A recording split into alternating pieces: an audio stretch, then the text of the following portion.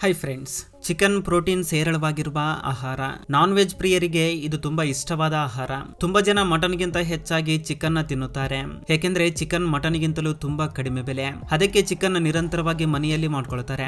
ಅಂದ್ರೆ ಸಂಡೇ ಬಂದ್ರೆ ಸಾಕು, ಪ್ರತಿಯೊಬ್ಬರ ಮನೆಯಲ್ಲಿ ಚಿಕನ್ ಇರಲೇಬೇಕು. ಚಿಕನ್ ಅಂದ್ರೆ ಸಾಕು, ಸ್ವಲ್ಪ ಹೆಚ್ಚು ಊಟ ಮಾಡ್ತಾರೆ. ಚಿಕನ್ ತಿನ್ನೋದು ಆರೋಗ್ಯಕ್ಕೆ ಒಳ್ಳೆಯದೇ, ಆದ್ರೆ ಚಿಕನ್ ನ ಹೆಚ್ಚಾಗಿ ತಿಂದ್ರೆ ಆರೋಗ್ಯ ಸಮಸ್ಯೆಗಳು ಸಹ ಎದುರಿಸಬೇಕಾಗುತ್ತದೆ. ಅಂದ್ರೆ ಕೆಲವು ವಿಜ್ಞಾನಿಗಳು ಚಿಕನ್ ನಲ್ಲಿ ಇರುವ ಕೆಲವು ಭಾಗಗಳನ್ನ ಯಾವುದೇ ಕಾರಣಕ್ಕೂ ತಿನ್ಬೇಡಿ ಅಂತ ಹೇಳ್ತಿದ್ದಾರೆ. ಇನ್ನೂ ಕೆಲವು ಭಾಗಗಳನ್ನ ಲಿಮಿಟೆಡ್ ಆಗಿ ತಿನ್ನು ಎಂದು ಹೇಳ್ತಿದ್ದಾರೆ. ಆದ್ರೆ ನಮಗೆ ಆ ಭಾಗಗಳು ಯಾವುವು ಎಂದು ಗೊತ್ತಿಲ್ಲದೆ ಆ ಭಾಗಗಳನ್ನ ದಿನಾಲು ತಿನ್ನುತ್ತೇವೆ. ಹಾಗಾದ್ರೆ ಈ ವಿಡಿಯೋದಲ್ಲಿ ಚಿಕನ್ ನಲ್ಲಿ ತಿನ್ನಲೇಬಾರದ ಭಾಗಗಳನ್ನ, ಹಾಗೆ ಚಿಕನ್ ಮನುಷ್ಯನ ದೇಹಕ್ಕೆ ಎಷ್ಟು ನಷ್ಟ ಮತ್ತು ಎಷ್ಟು ಆರೋಗ್ಯಕರ ಎನ್ನುವುದನ್ನ ಈ ವಿಡಿಯೋದಲ್ಲಿ ನೋಡೋಣ ಬನ್ನಿ. ಫ್ರೆಂಡ್ಸ್, ಈ ವಿಡಿಯೋ ತುಂಬಾ ಇಂಟ್ರೆಸ್ಟಿಂಗ್ ಆಗಿರುತ್ತೆ. ಈ ವಿಡಿಯೋವನ್ನ ಕೊನೆ ತನಕ ನೋಡಿ, ಹಾಗೆ ಇಷ್ಟವಾದ್ರೆ ಒಂದು ಲೈಕ್ ಮಾಡಿ ಸಾಕು. ಚಿಕನ್ ನೆಕ್, ಚಿಕನ್ ಕುತ್ತಿಗೆಯ ಮೇಲಿರುವ ಕ್ರಿಸ್ಪಿ ಸ್ಕಿನ್ ಕಾರಣದಿಂದ ತುಂಬಾ ಜನ ಇದನ್ನ ತುಂಬಾ ಇಷ್ಟದಿಂದ ತಿನ್ನುತ್ತಾರೆ. ಆದ್ರೆ ನಿಮ್ಮಲ್ಲಿ ತುಂಬಾ ಜನರಿಗೆ ಗೊತ್ತಿಲ್ಲದಿರಬಹುದು, ಕುತ್ತಿಗೆ ಭಾಗದಲ್ಲಿ ಲಿಂಫ್ ನೋಡ್ಸ್ ಅಂದ್ರೆ ದುಗ್ಧರಸ ಗ್ರಂಥಿಗಳು ಇರ್ತವೆ. ಈ ದುಗ್ಧರಸ ಗ್ರಂಥಿಗಳು ಕೋಳಿಯ ಶರೀರದಿಂದ ಟಾಕ್ಸಿನ್ಸ್ ಮತ್ತು ಬ್ಯಾಕ್ಟೀರಿಯಾಗಳನ್ನ ಫಿಲ್ಟರ್ ಮಾಡುವ ರೋಗ ನಿರೋಧಕ ಅವಯವಗಳು. ಅದಕ್ಕಾಗಿ ಚಿಕನ್ ಕುತ್ತಿಗೆನ ನಿರಂತರವಾಗಿ ತಿನ್ನುತ್ತಿದ್ದರೆ ಬಾಡಿಯಲ್ಲಿ ಈ ಟಾಕ್ಸಿನ್ಸ್ ಅಧಿಕ ಪ್ರಮಾಣದಲ್ಲಿ ಸೇರಿಕೊಳ್ಳುತ್ತವೆ. ಆದ್ದರಿಂದ ನಿಮ್ಮ ಆರೋಗ್ಯ ಚೆನ್ನಾಗಿರಬೇಕು ಅಂದ್ರೆ ಚಿಕನ್ ಕುತ್ತಿಗೆಯನ್ನು ತಿನ್ನುವುದನ್ನ ನಿಲ್ಲಿಸಿ ಅಥವಾ ಲಿಮಿಟೆಡ್ ಆಗಿ ತಿನ್ನಿ. ಹಾಗೆ ಆ ಕುತ್ತಿಗೆ ಮೇಲಿರುವ ಸ್ಕಿನ್ ನ ತೆಗೆದು ಅಡುಗೆ ಮಾಡಿಕೊಂಡು ತಿಂದ್ರೆ ಸ್ವಲ್ಪ ಒಳ್ಳೆಯದು. ಚಿಕನ್ ಸ್ಕಿನ್ ತಿನ್ನೋದು ಒಳ್ಳೆಯದಲ್ಲ, ಇದರಲ್ಲಿ ಕಬ್ಬಿನಾಂಶ ಹೆಚ್ಚಾಗಿರುತ್ತದೆ. ಇನ್ನೊಂದು ವಿಷಯ ಏನಂದ್ರೆ, ಕೋಳಿ ನೋಡುವುದಕ್ಕೆ ಸುಂದರವಾಗಿ ಆಕರ್ಷಣೀಯವಾಗಿ ಕಾಣಲು ಕೋಳಿ ಫಾರ್ಮ್ಸ್ ನಲ್ಲಿ ಅಥವಾ ಅಂಗಡಿಗಳಲ್ಲಿ ಇವುಗಳ ಚರ್ಮದ ಮೇಲೆ ಕೆಮಿಕಲ್ಸ್ ಹಾಕಿರಬಹುದು. ಇನ್ ಮುಂದೆ ಚಿಕನ್ ತಿನ್ನುವಾಗ ಸ್ಕಿನ್ ತಿನ್ನುವುದನ್ನ ಆದಷ್ಟು ಬಿಟ್ಬಿಡಿ. ತುಂಬಾ ಜನ ಸ್ಕಿನ್ ತಿನ್ನೋದಕ್ಕೆ ಅಷ್ಟೇನು ಇಷ್ಟಪಡೋದಿಲ್ಲ, ಆದ್ರೆ ಕೆಲವೊಬ್ಬರು ಸ್ಕಿನ್ ನ ತುಂಬಾ ಇಷ್ಟದಿಂದ ತಿನ್ನುತ್ತಾರೆ. ಕೋಳಿ ಚರ್ಮದಲ್ಲಿ ಹಾನಿಕಾರಕ ಬ್ಯಾಕ್ಟೀರಿಯಾಗಳು, ಟಾಕ್ಸಿನ್ಸ್ ಗಳು ಟನ್ ಗಟ್ಲೆ ಇರ್ತವೆ. ಹಾಗೆ ಇದರಲ್ಲಿ ಪೌಷ್ಟಿಕಾಂಶವೇನೂ ಇರುವುದಿಲ್ಲ. ಒಂದು ಮಾತಿನಲ್ಲಿ ಹೇಳಬೇಕಂದ್ರೆ, ಕೋಳಿ ಶರೀರದಲ್ಲಿ ಉಪಯೋಗಕ್ಕೆ ಬಾರದ ಭಾಗ ಯಾವುದಾದ್ರೂ ಇದೆಯಾ ಅಂತ ಕೇಳಿದ್ರೆ ಅದು ಅದರ ಚರ್ಮ ಮಾತ್ರವೇ.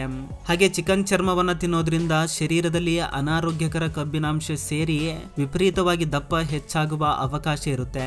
ಇದು ಹೃದಯಾಘಾತ, ರಕ್ತದೊತ್ತಡ, ಹೃದಯ ಸಂಬಂಧಿತ ಕಾಯಿಲೆಗಳು ಬರುವ ಅವಕಾಶ ಹೆಚ್ಚಾಗಿರುತ್ತೆ. ಕೋಳಿಯ ಚರ್ಮವನ್ನ ತಿನ್ಬೇಡಿ ಅಂದ್ರೂ ತಿನ್ನುವವರು ಆರೋಗ್ಯಕರವಾಗಿ ಇರಬೇಕು ಅಂದ್ರೆ ಇದನ್ನ ಚೆನ್ನಾಗಿ ಉಪ್ಪು ಮತ್ತು ಅರಿಶಿಣವನ್ನ ಹಾಕಿ 2 ರಿಂದ 3 ಸಲ ಚೆನ್ನಾಗಿ ತೊಳೆದು ಮಾಡ್ಕೊಳ್ಳಿ. ಆದ್ರೆ ಚಿಕನ್ ಸ್ಕಿನ್ ಹೆಚ್ಚಾಗಿ ತಿನ್ನಬಾರದು ಅನ್ನೋ ವಿಷಯವನ್ನ ಮಾತ್ರ ನೆನಪಲ್ಲಿ ಇಟ್ಕೊಳ್ಳಿ. ಚಿಕನ್ ಸ್ಕಿನ್ ಹೆಚ್ಚಾಗಿ ತಿನ್ನೋದ್ರಿಂದ ನಿಮ್ಮ ಶರೀರದಲ್ಲಿ ಕೊಲೆಸ್ಟ್ರಾಲ್ ಮಟ್ಟ ಹೆಚ್ಚಾಗುತ್ತೆ. ಚಿಕನ್ ಸ್ಕಿನ್ ನಲ್ಲಿ ಅನ್ಸ್ಯಾಚುರೇಟೆಡ್ ಫ್ಯಾಟ್ಸ್ ಜೊತೆಗೆ ಸ್ಯಾಚುರೇಟೆಡ್ ಫ್ಯಾಟ್ಸ್ ಸಹ ಇರ್ತವೆ. ಆದಷ್ಟು ಈ ಚಿಕನ್ ಸ್ಕಿನ್ ನ ಅವಾಯ್ಡ್ ಮಾಡೋದು ಒಳ್ಳೆಯದು. ಚಿಕನ್ ಚರ್ಮದಲ್ಲಿ ಕ್ಯಾಲೋರೀಸ್ ಹೆಚ್ಚಾಗಿರ್ತವೆ. ಆದ್ದರಿಂದ ಅಧಿಕ ರಕ್ತದೊತ್ತಡ ಇರುವವರು ಕೋಳಿ ಚರ್ಮವನ್ನ ತಿನ್ನಬಾರದು. ಕೋಳಿ ಚರ್ಮದಲ್ಲಿ ಒಮೆಗಾ 3 ಮತ್ತು ಒಮೆಗಾ 6 ಹೆಚ್ಚಾಗಿರುತ್ತೆ. ಅಂದ್ರೆ ಈ ಕೋಳಿ ಚರ್ಮವನ್ನ ಅಪರೂಪಕ್ಕೆ ತಿಂದ್ರೆ ಸಮಸ್ಯೆ ಏನಿಲ್ಲ, ಕಡಿಮೆ ಪ್ರಮಾಣದಲ್ಲಿ ತೆಗೆದುಕೊಂಡ್ರೆ ಆರೋಗ್ಯಕ್ಕೆ ತುಂಬಾ ಒಳ್ಳೆಯದೇ. ಲಂಗ್ಸ್, ರೆಸ್ಪಿರೇಟರಿ ಸಿಸ್ಟಮ್ಸ್ ನಲ್ಲಿ ಇದು ಒಂದು ಭಾಗ.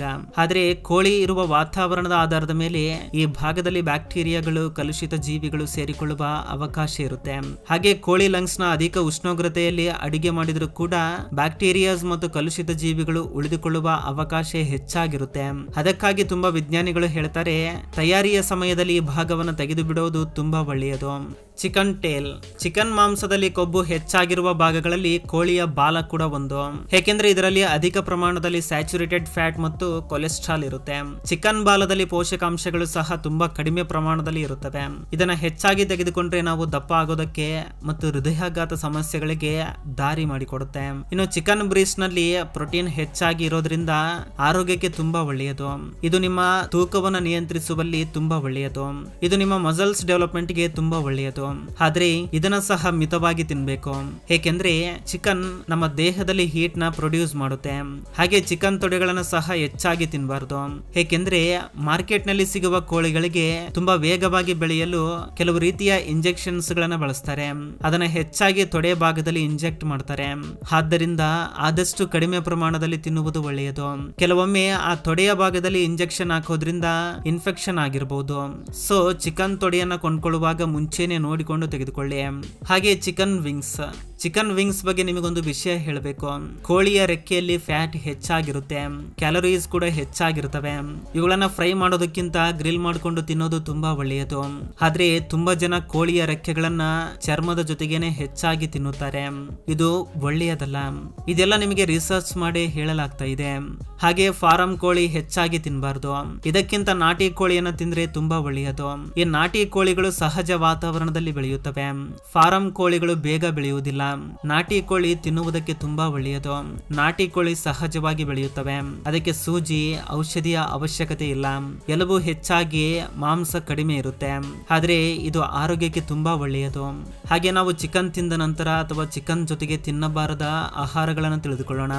ಮಿಲ್ಕ್, ಚಿಕನ್, ಮಟನ್ ಮತ್ತು ಫಿಶ್ ಯಾವುದಾದ್ರೂ ನಾನ್ ವೆಜ್ ಐಟಮ್ ತಿಂದ ನಂತರ ಹಾಲು ಕುಡಿಬಾರದು. ಹಾಲು ಜೀರ್ಣವಾಗುವ ಪ್ರಕ್ರಿಯೆ ಚಿಕನ್ಗೆ ವಿಭಿನ್ನವಾಗಿರುತ್ತದೆ. ಚಿಕನ್ ಮತ್ತು ಹಾಲು ತೆಗೆದುಕೊಳ್ಳುವುದರಿಂದ ಶರೀರದಲ್ಲಿ ಟಾಕ್ಸಿನ್ಸ್ ಏರ್ಪಡುತ್ತವೆ. ಚಿಕನ್ ಜೀರ್ಣವಾಗಲು ಸಮಯ ಹಿಡಿಯುತ್ತೆ. ಇದು ಜೀರ್ಣಕ್ರಿಯೆಗೆ ಅಡ್ಡಿಯಾಗುತ್ತೆ.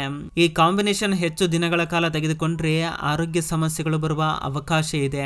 ಹೊಟ್ಟೆ ನೋವು, ಅಜೀರ್ಣತೆ, ಗ್ಯಾಸ್ಟ್ರಿಕ್ ಅಲ್ಸರ್, ಶರೀರ ದುರ್ವಾಸನೆ ಬರುವುದು, ಮಲಬದ್ಧತೆ, ಚರ್ಮ ಸಮಸ್ಯೆಗಳು, ಹೊಟ್ಟೆಗೆ ಸಂಬಂಧಿಸಿದ ಸಮಸ್ಯೆಗಳು ಬರುವ ಅವಕಾಶ ಇದೆ.